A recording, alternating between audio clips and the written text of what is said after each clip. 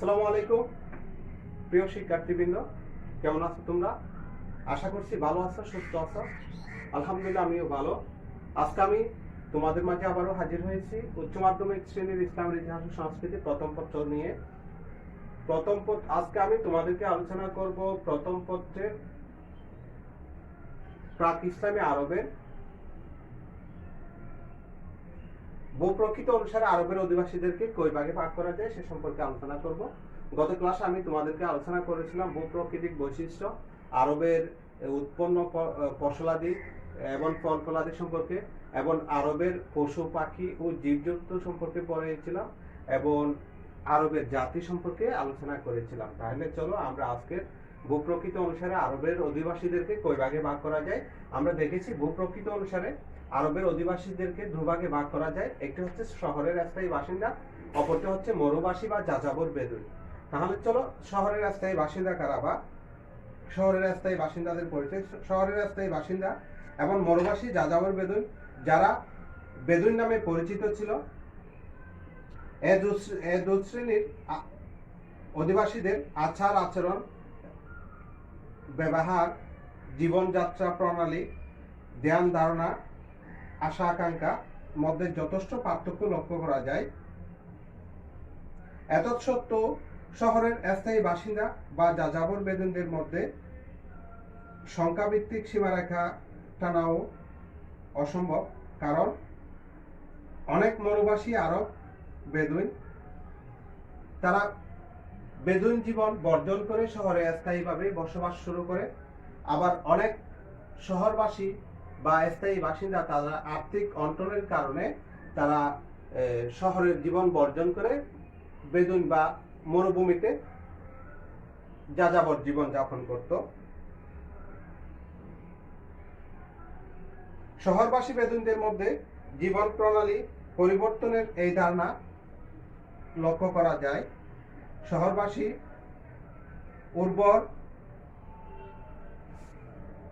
উর্বর অঞ্চলগুলো স্থায়ীভাবে বসবাসের উপযোগী বলে অসংখ্য জনপদ গড়ে উঠেছে। কৃষিকার্য, ব্যবসা বাণিজ্য প্রভৃতি ছিল স্থায়ী বাসিন্দাদের প্রধান জীবিকা। বহির্বিশ্বের সঙ্গে যোগাযোগ রক্ষা করার ফলে এরা ছিল মরুবাসী বেদুইনদের তুলনায় অধিকতর রুচি সম্পন্ন ও মার্জিত রুচির অধিকারী। এবং দ্বিতীয়ত হচ্ছে মরুবাসী বা যাযাবর বেদুইন, এদের অধিবাসীদের মধ্যে আরব অধিবাসীদের মধ্যে স্বাধীনচেতা, বেপরোয়া এবং দুর্দর্শ সন্ত্রাসী, সমাজের ধরাবাঁধা শৃঙ্খলে আবদ্ধ থাকতে তারা পছন্দ করত না। তারা স্থায়ীভাবে শহরে বসবাস করার পরিবর্তে বেদুইন জীবন যাপন করত, মরুভূমিতে সর্বত্র ঘুরে বেড়াত। তারা তৃণের সন্ধানে এক স্থান হতে অন্য স্থানে পদচারণা করত, এবং শহরবাসী ও বেদুইনদের পাল্টা আক্রমণ ছিল নিত্য নৈমিত্তিক ঘটনা। অধ্যাপক পিকে হিট্রি বলেন, লুণ্ঠন বৃত্তির জন্য আরব বেদুইনদেরকে স্থলদস্যু হিসেবে অভিহিত করা হয়। প্রিয় শিক্ষার্থী, এই ছিল আরবের শহরের স্থায়ী বাসিন্দা এবং মরুবাসীদের স্বভাব।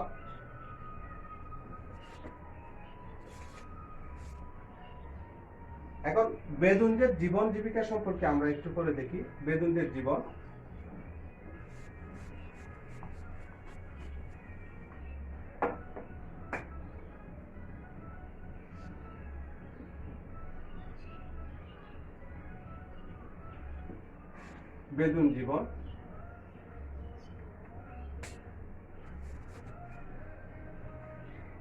বেদুইন জীবন ছিল মরুভূমির নিরবিচ্ছিন্ন শুষ্কতা ও একগুঁয়েমির দুরন্ত। আরব বেদুইনদের শারীরিক ও চারিত্রিক গঠনে অপরিসীম প্রভাব বিস্তার করে। প্রগতি ও পরিবর্তনকে উপেক্ষা করে তারা পূর্বপুরুষদের রীতিনীতি, জীবন প্রণালী মনপ্রাণে অনুসরণ করে ইতিহাসের গতি দ্বারা রাজ্যের উত্থান পতন যাযাবর বেদুনদের সাবলীল জীবনযাপন পদ্ধতিকে ব্যাহত করতে পারেনি। আল্লামা আল-কাল্লা কোমরবদ্ধ ফিতা যারা বাদা শিরাস্ত্র ছিল তাদের পোশাক পাদুকা ব্যবহার তারা অভ্যস্ত নয়। দুরন্ত যাযাবর বেদুইনগণ মরুভূমির প্রধান বাসস্থান।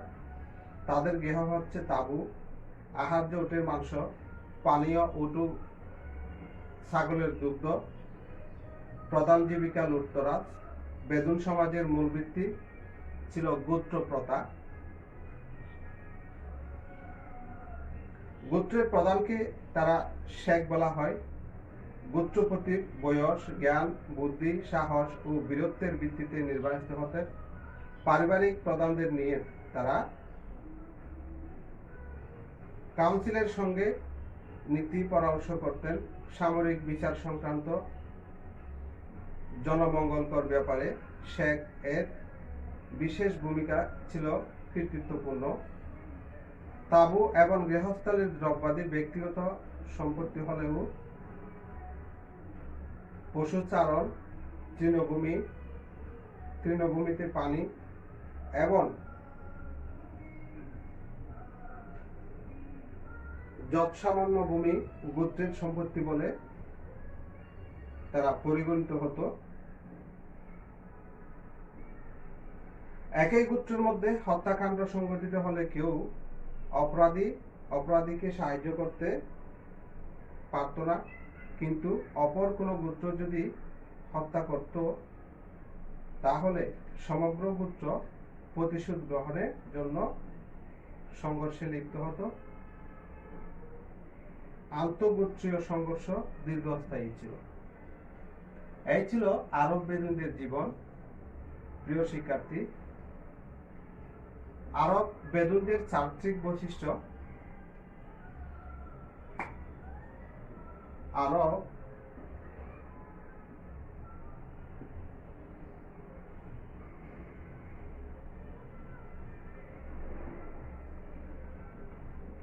বেদুইনদের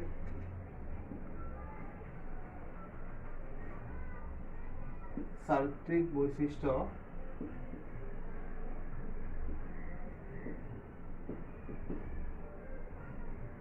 আরব বেদুইনদের চারিত্রিক বৈশিষ্ট্য পর্যালোচনা করলে প্রতীয়মান হয় যে একদিকে তারা লুটতরাজ, জিজ্ঞাসা, পণ্যদ্রব্য অপহরণ, যুদ্ধ বিগ্রহ লিপ্ত ছিল। অপরদিকে মহত্বের সুকুমার গুণাবলীও তাদের মাঝে বিদ্যমান ছিল। যাযাবর বেদুইনদের স্বজন প্রীতি, গণতন্ত্র প্রীতি, সর্বজন নিবেদিত, গোত্রকেন্দ্রিক,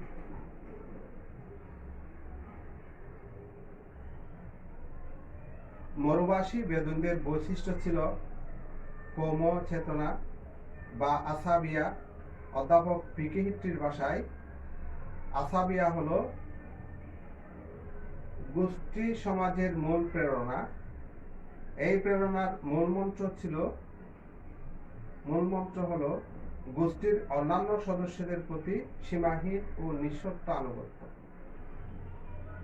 গোত্রপ্রীতি ও রক্ত সম্পর্কের উপর প্রতিষ্ঠিত ও কৌম চেতনা পরবর্তীকালে আরব জাতি গঠন এবং ইসলামের বিস্তৃতি সাধন সহায়ক হয়েছিল। বস্তুতপক্ষে ব্যক্তি স্বাতন্ত্র্য, গোত্র মানসিকতা, অতিথিপরায়ণতা, সহিংসতা,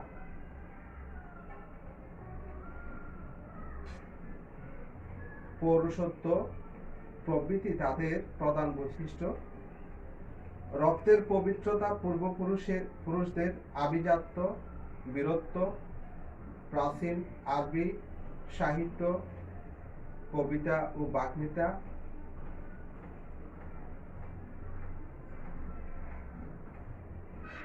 বাগ্মিতা, আরবি অশ্ব ও তরবারি তাদের গর্বের বস্তু ছিল। প্রিয় শিক্ষার্থী, এই ছিল ভূপ্রকৃতি অনুসারে আরবের অধিবাসীদের পরিচয়, আরব বেদুনদের জীবন এবং আরব বেদুনদের চারিত্রিক বৈশিষ্ট্য।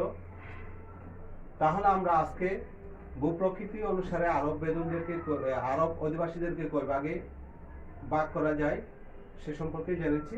ভূপ্রকৃতি অনুসারে আরব অধিবাসীদেরকে দুভাগে ভাগ করা যায়। একটি হচ্ছে শহরের স্থায়ী বাসিন্দা, অপরটি হচ্ছে মরুবাসী বা যাযাবর বেদুইন। এবং বেদুইনদের জীবন কেমন ছিল, তারা কিভাবে জীবন ধারণ করত, তারা কিভাবে জীবন আহরণ করত সে সম্পর্কে জেনেছি। এবং আরব বেদুইনদের ও শহরবাসী স্থায়ী বাসিন্দাদের চারিত্রিক বৈশিষ্ট্য সম্পর্কে জেনেছি। আজ এতটুকু। আগামী ক্লাসে আমরা আরব অধিবাসীদের জীবন জীবিকায় ভূপ্রাকৃতিক প্রভাব সম্পর্কে আলোচনা করব। এ পর্যন্ত সবাই ভালো থাকবে, সুস্থ থাকবে।